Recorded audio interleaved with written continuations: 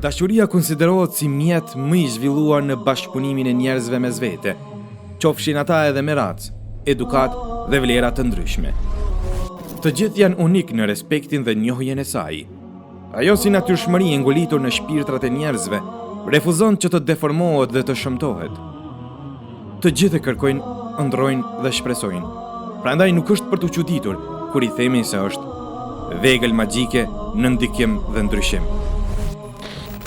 Dashuria është pushimi i zemrës prej të gjitha llojeve të lodhjes. Për shkak se ndjenja e dashurisë në pikpamje të përgjithshme rrezaton harmoni shpirtërore dhe qetësi të brendshme, dhe gjurmët e këtyre rrezeve të ngrohta që dalin prej njeriut ndikojnë në rrethin që e shoqëron dhe në veprat që i punon duke mos ndjer as pak lodhje e mundime.